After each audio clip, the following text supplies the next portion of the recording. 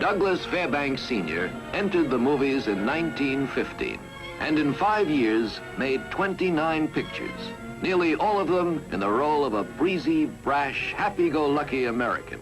Then, having exhausted the vein, though none of his exuberance, he turned to costume pictures, the serio-comic swashbuckling extravaganzas with which his name has ever since been linked.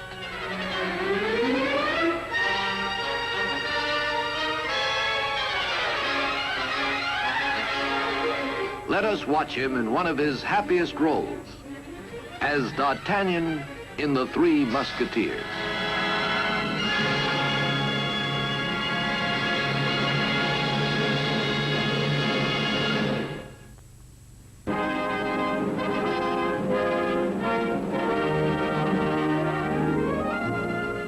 The history of the motion picture.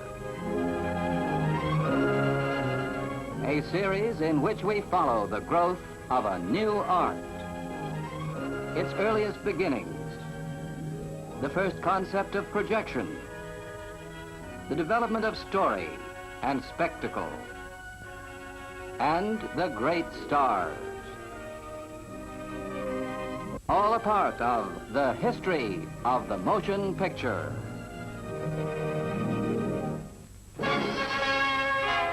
And now, Alexander Dumas' The Three Musketeers.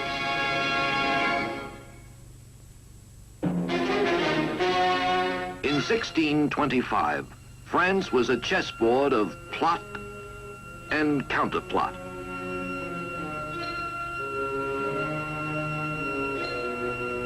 The antagonists, Louis XIII of France, portrayed by Adolphe Menjou, and the great Cardinal Richelieu, played by Nigel de Bruyere. Richelieu's one obstacle to power, the influence of the Queen. And far from the intrigues of court in Gascony, the young D'Artagnan, played by Douglas Fairbanks Sr., is about to leave home in search of fame and fortune with the King's Musketeers.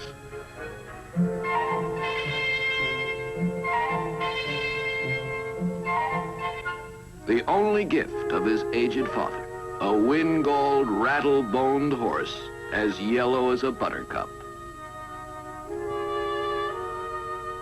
Thus, the stage is set for Doug's memorable screen hit of the year 1921, Alexander Dumas' The Three Musketeers. Like a young Don Quixote on a creaking Rosinante, D'Artagnan and horse are a laughingstock.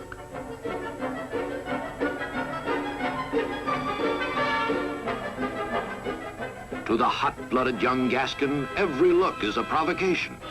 A laugh, a mortal insult.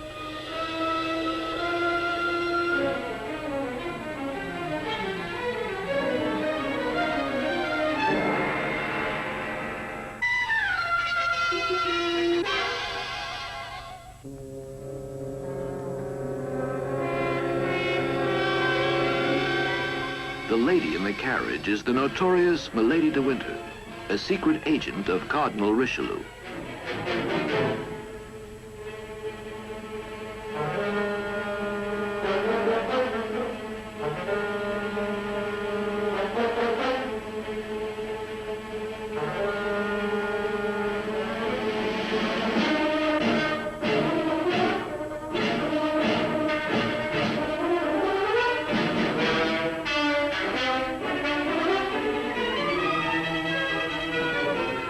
But the stranger has given D'Artagnan the slip, leaving the score between them unsettled.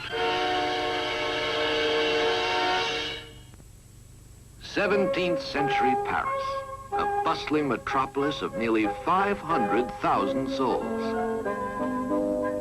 Here D'Artagnan gets his first glimpse of the big city and of the King's Musketeers. As a light comedian, Doug was in his element. He had a gift for good-natured satire, And his special blend of high-spirited comedy and enormous personal charm had made him a star on Broadway even before he entered the movies in 1915.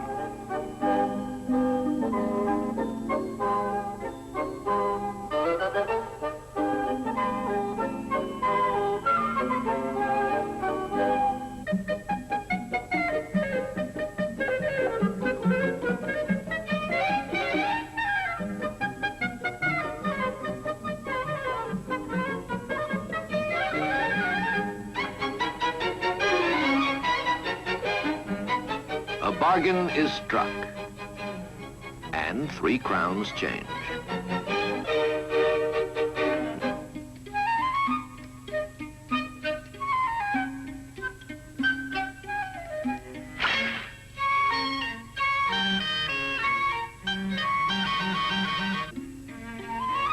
As a lover, Doug was on the opposite end of the spectrum from Rudolph Valentino, his nearest rival for popularity as a screen hero. Making love for him was the most difficult thing he was ever called upon to do on the screen. Constance Bonacieux, the girl with the yawn, is played by Marguerite de la Motte, one of the leading ingenues of the 20s. Marguerite, by the way, bore more than a passing resemblance to Mary Pickford, whom Doug had married the year before in what had been moviedom's wedding of the century.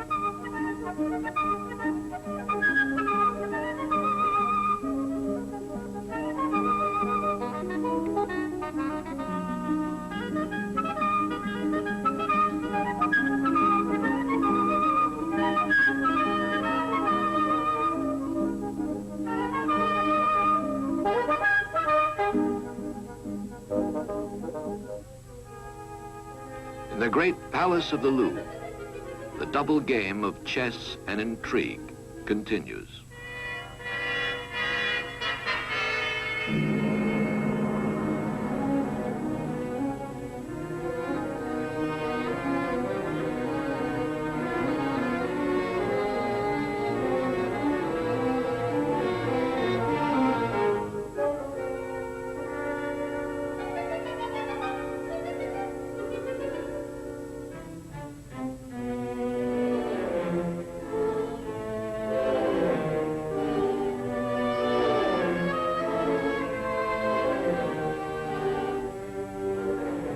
Your queen is in danger, menaced by a knight.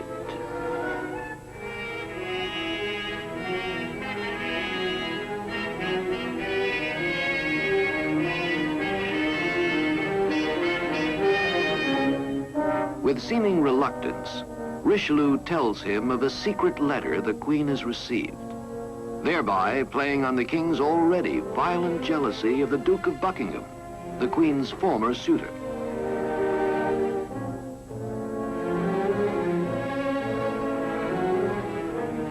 But the queen also has her spies, and she has planted a substitute letter for the king's interception.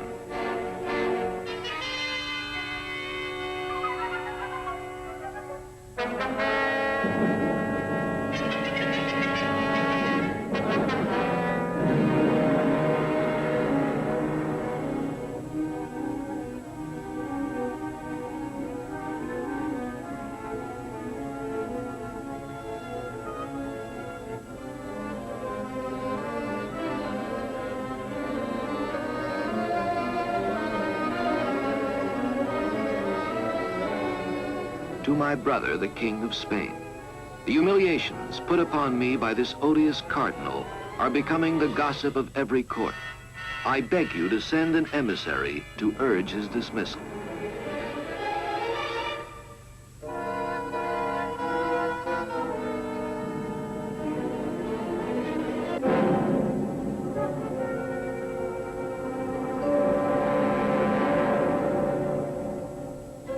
D'Artagnan, meanwhile, has been trudging the streets of Paris in search of lodgings.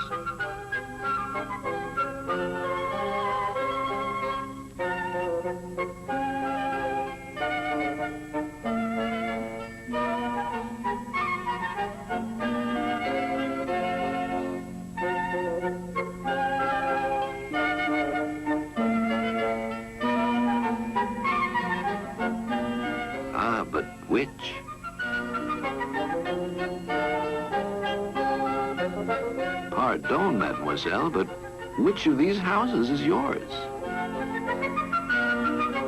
In the original Dumas story, Constance was the wife of another man. But Doug changed all that. For in a Fairbanks picture, there was only one kind of triangle. The hero, the heroine, and the heavy, and no complications.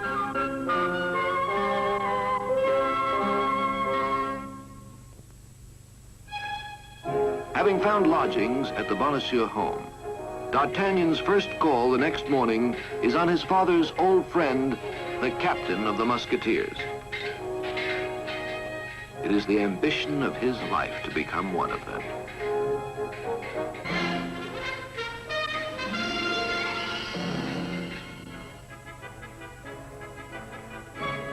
He finds the captain fuming over a complaint that his men have once again violated the laws against dueling, and as usual with the Cardinal's Guards, the rival regiment maintained by Richelieu himself. A stranger, the man with a scar. His first encounter is with the gallant Athos. Behind the Luxembourg, at 12 o'clock.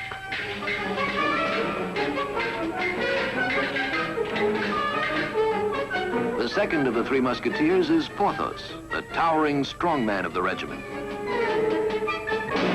Behind the Luxembourg, at 1 o'clock.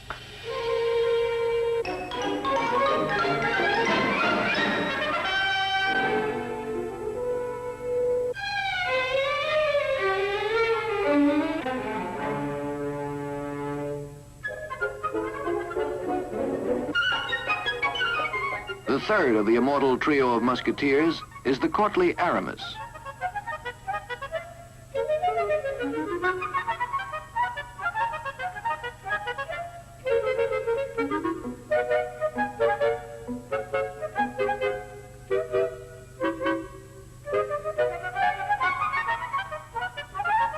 Behind the Luxembourg at 2 o'clock.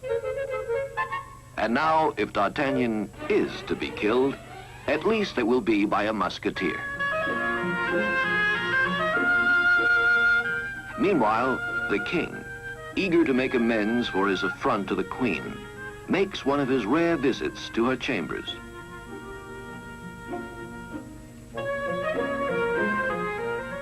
His peace offering, a buckle of 12 priceless, perfectly matched diamonds.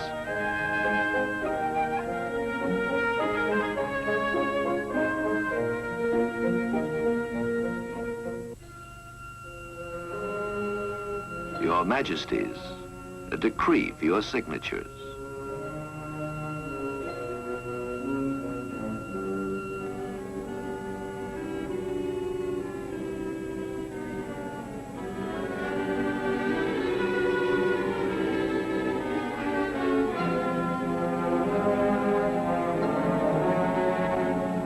The document, which the Queen has unsuspectingly signed, is a forged letter to the Duke of Buckingham. My lord, come to Paris that I may say to you what I dare not entrust to a letter.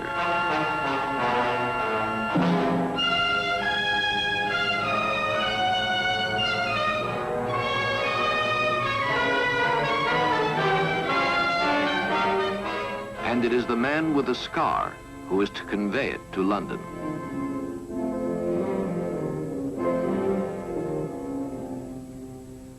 The three Musketeers, unaware that they are fighting the same man, have agreed to act as each other's seconds.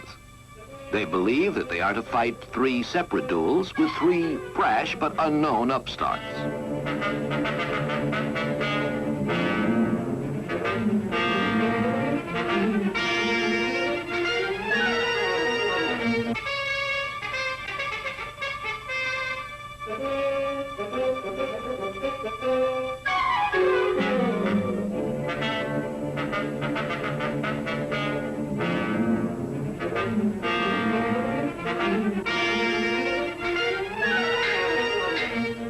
It's the Cardinal's Guards, and they see their chance to arrest the Musketeers for dueling.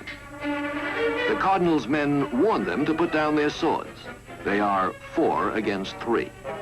But D'Artagnan makes it 4 against 4.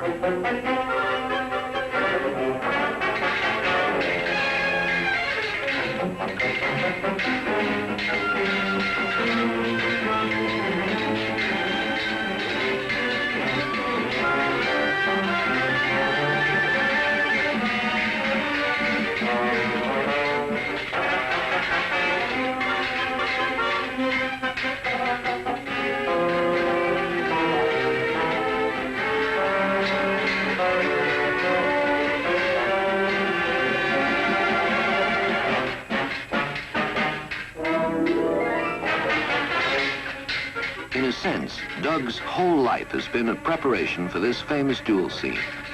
D'Artagnan had been Fairbanks's boyhood idol.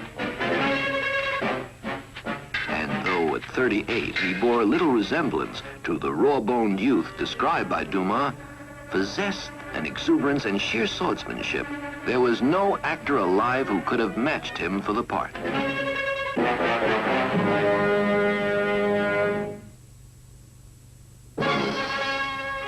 We shall return to Silence, Please, in just a moment.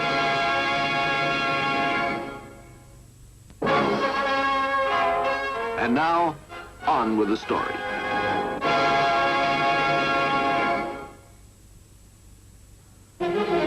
For having attacked his men in the performance of their duty, Richelieu demands that the musketeers be punished. And Louis assures him that he will deal with the culprits personally.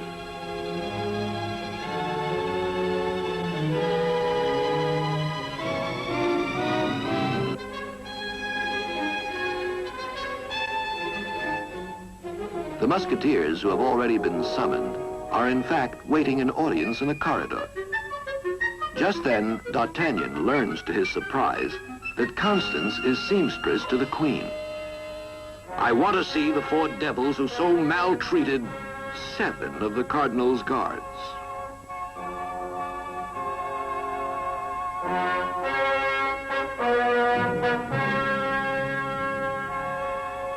Aramis is Eugene Paulette, the same Eugene Paulette whose booming gravel voice and oversized figure was to make him a universal comedy favorite of the talkies.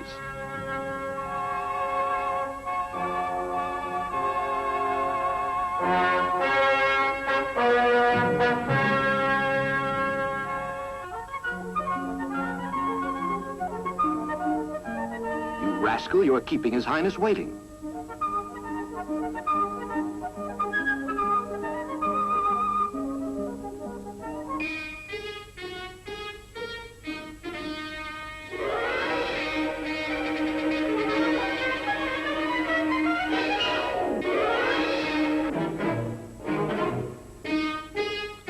Of the supporting players, George Siegmann, who appears as Porthos, was at the time the most famous, having been one of the really great heavies of the silence.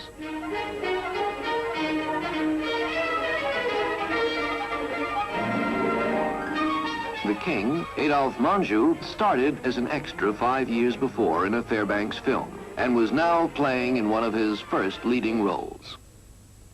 You, sir, who fights a whole regiment single-handed, come forward.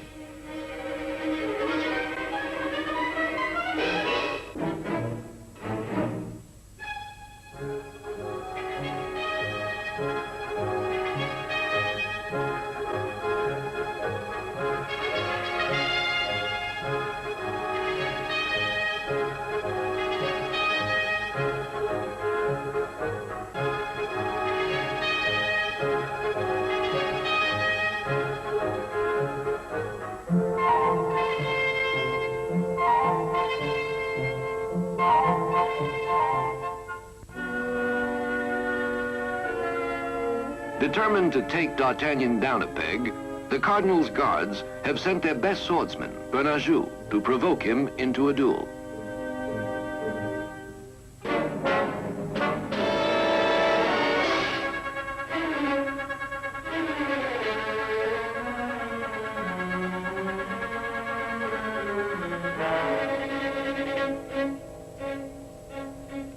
To play D'Artagnan, France's greatest swordsman, Doug had trained intensively for months with single and double foils.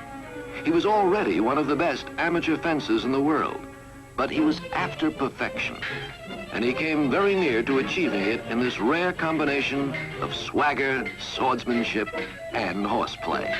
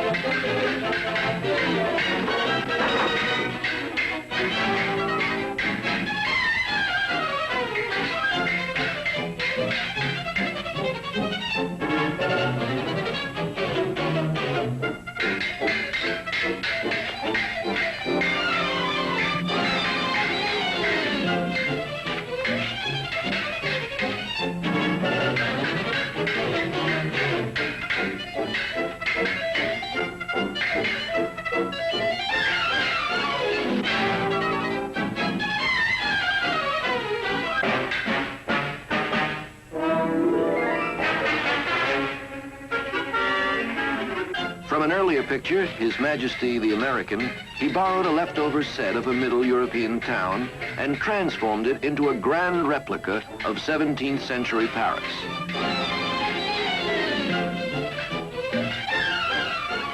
The tremendous success of the picture not only made him one of the richest actors in motion pictures, but helped start the trend toward super colossals that were to make Hollywood the movie capital of the world.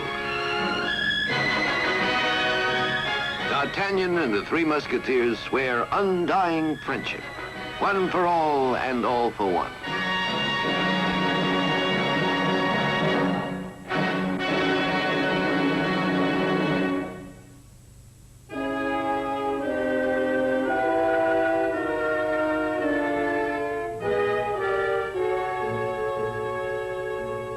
In England, the Queen's forged letter is delivered to the Duke of Buckingham.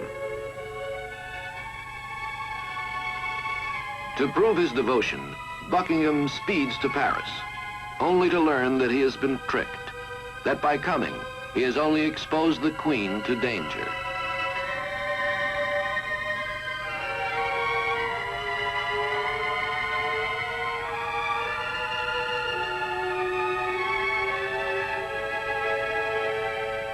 The Queen gives him the diamond buckle she is wearing, the recent gift of the King.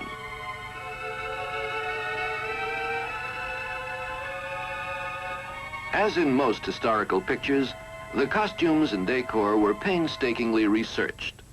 But what usually defies the artist is feminine hairdo. It continues to reflect contemporary tastes, and what pleases one era often amuses the next.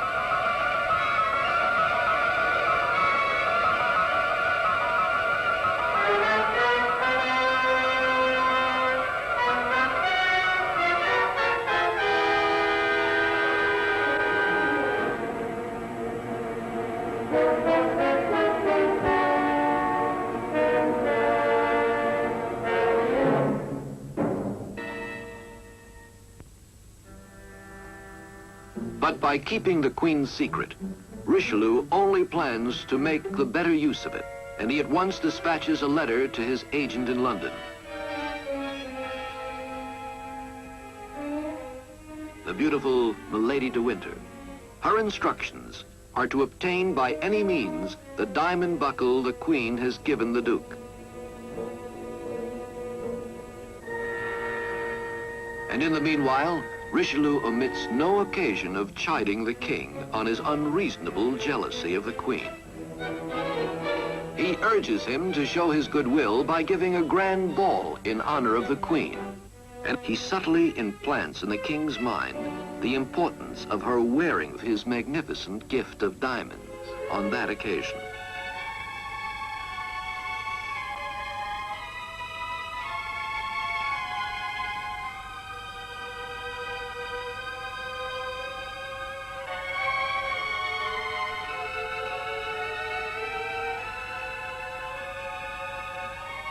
Her seamstress, Constance, however, refuses to abandon hope.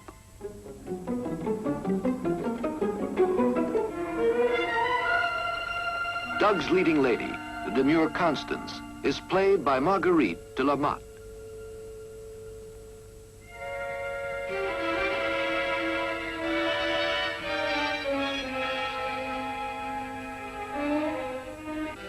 The landlord, however, is another of Richelieu's informers.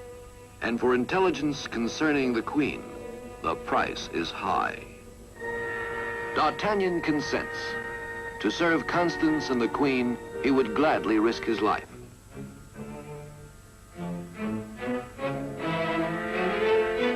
D'Artagnan tells his servant to round up Athos, Porthos, and Aramis. The captain approves the expedition. He tells them 4 will have to start if 1 is to arrive.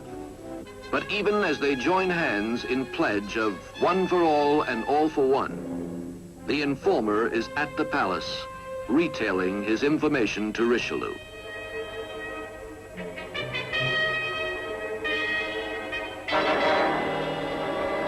And at once, the resources of a relentless power are set into motion. D'Artagnan is to be arrested, and all roads to the English Channel sealed off. As D'Artagnan returns to his lodgings, he gets an invitation to visit the Cardinal at his earliest convenience. No, monsieur, at your earliest convenience.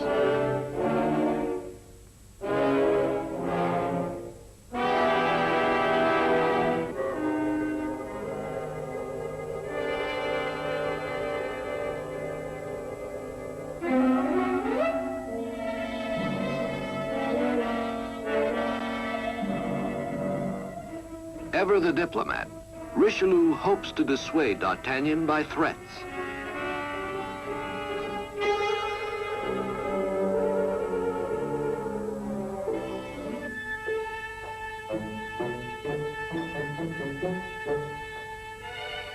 But failing in this, attempts to provoke him into making a false move. The signal is to be a dropped handkerchief.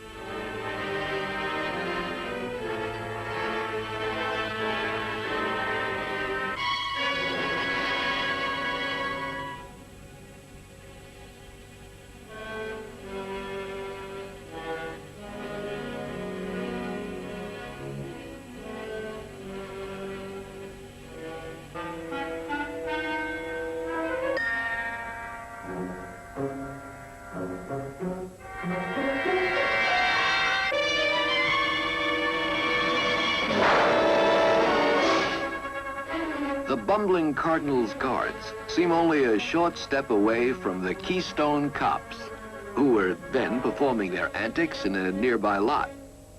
But Doug's stunts were no mere camera tricks. They looked and were genuine, and even his most improbable exploits were performed with such easy grace and naturalness that they seemed entirely believable on the screen.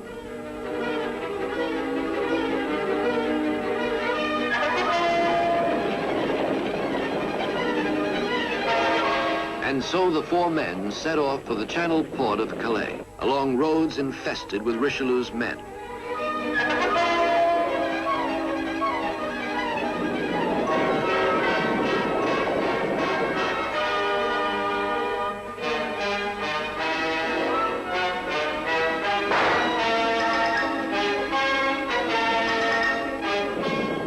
They are through, but Aramis has had to pay the toll.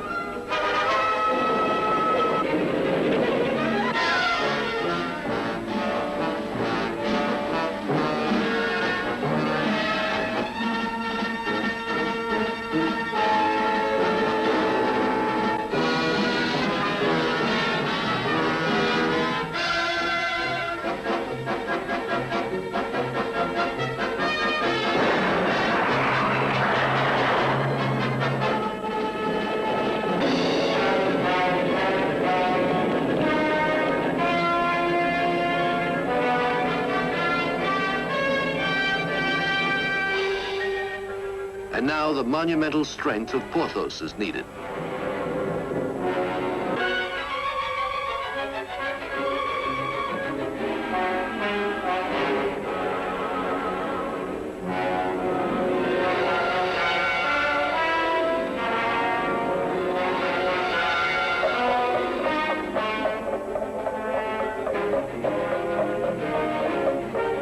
second toll has been paid. Porthos.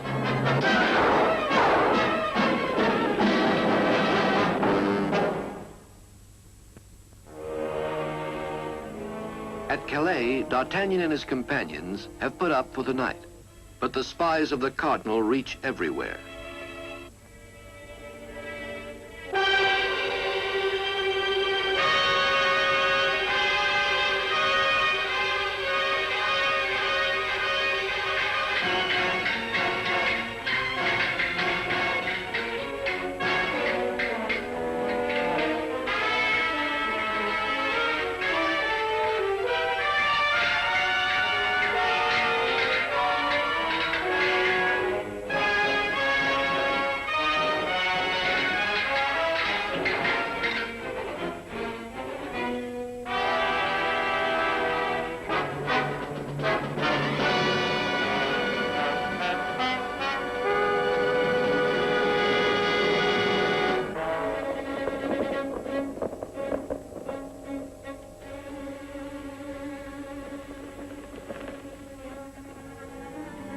By order of Richelieu, the port of Calais has been closed.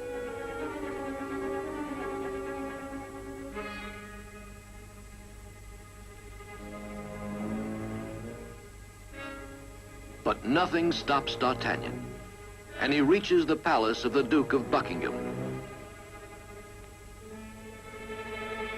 There, he sees a beautiful and strangely familiar lady, whose face he can't quite place.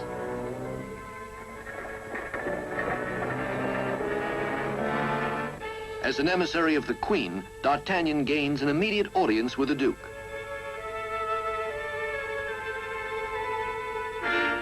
In melodramatic passages like this, Doug often reverted to the exaggerated stage mannerisms of the time, this being one of the rare cases where his cinematic instincts failed him.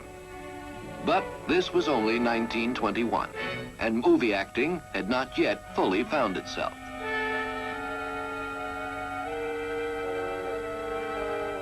Suddenly, the pieces fall into place. Of course, the lady in the carriage was the accomplice of the man with the scar, Richelieu's agent.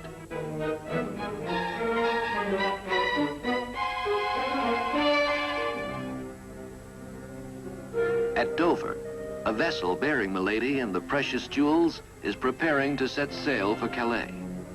And under cover of darkness, D'Artagnan steals on board.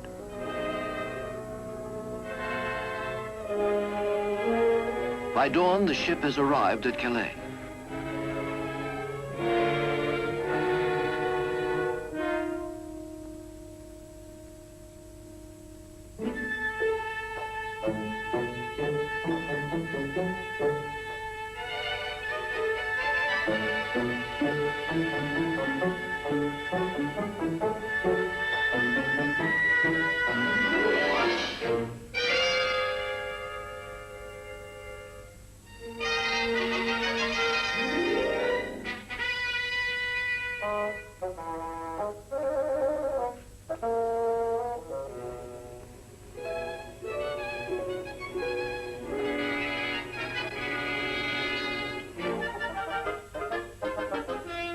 D'Artagnan in Milady's chamber was as risque a situation as Doug would ever permit.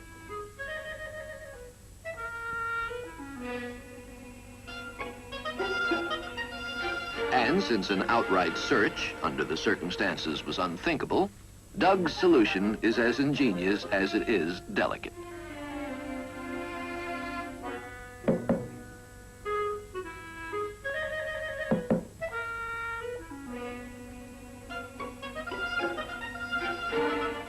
Playing Milady de Winter is Barbara Lamar, one of the authentic beauties of the silence, and soon to become one of its principal vamps.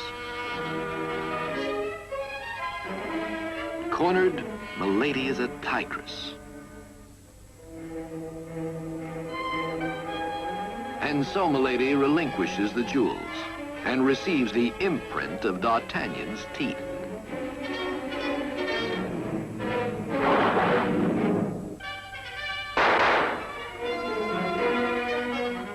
And waiting for him with fresh horses is his faithful man, Planchet. To evade Richelieu's men, D'Artagnan takes the back roads, and Milady de Winter is able to outrace him to Paris.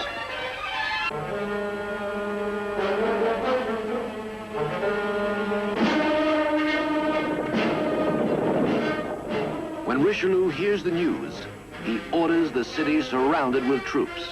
Their instructions: to kill D'Artagnan on sight.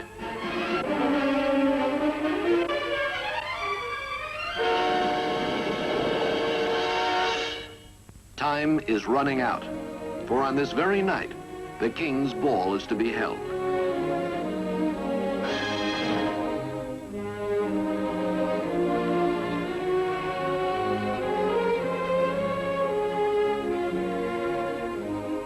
For the queen, there is only an agony of waiting.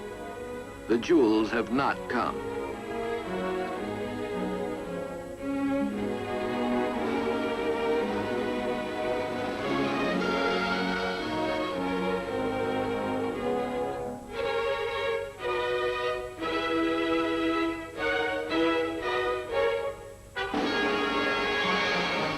The queen is played by Mary McLaren, a very popular star of the period, specializing in roles of mature heroines in domestic melodramas. Her screen career stretched over 30 years.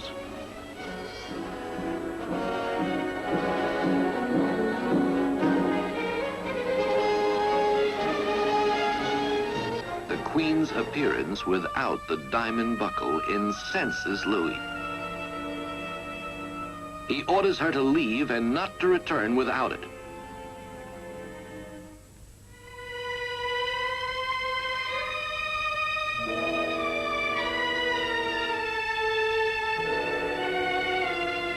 The despairing queen returns to her chambers, attended by her ladies-in-waiting, among whom is Milady de Winter.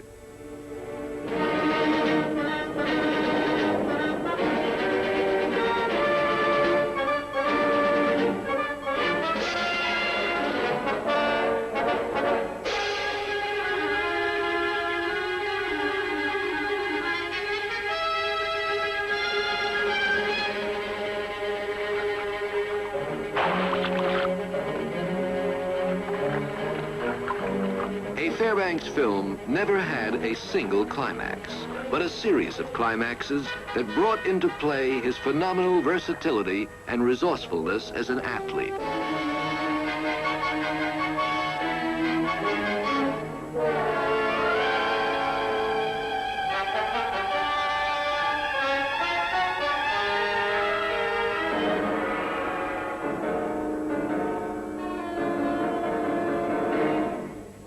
But physical action was never the whole story. For in the end, his opponents were not simply outfought, they were outwitted.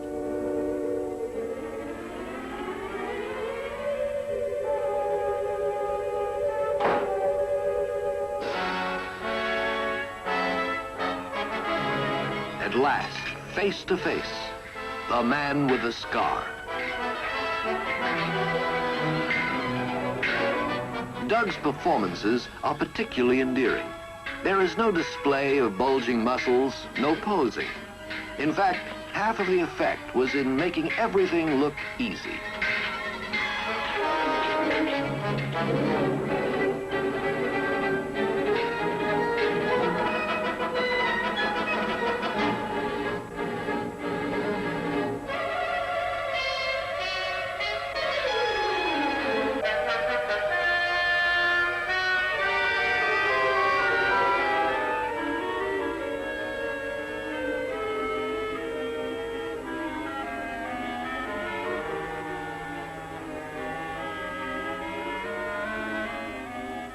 As a pretext for dismissing her ladies-in-waiting, the Queen feigns a headache, unaware, of course, that Milady de Winter had also been a witness to D'Artagnan's arrival.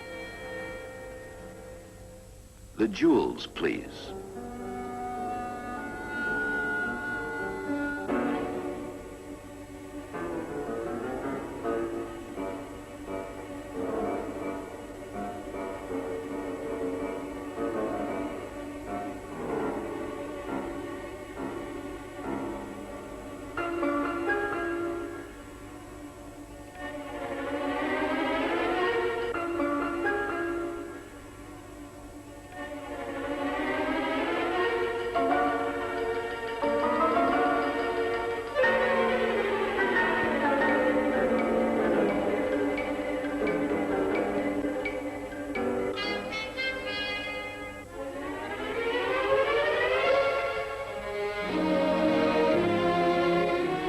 with the restoration to the queen of her buckle and the frustration of her enemies, our story approaches its end. Actually, there were a great many screen versions of the Three Musketeers, and nearly all of them ended at the same point, even though in Dumas' original, this was barely half the plot. But it was plain to all that this was a wonderful place to stop. The Queen restored to grace. The scheming Richelieu discomfited. D'Artagnan and Constance in each other's arms.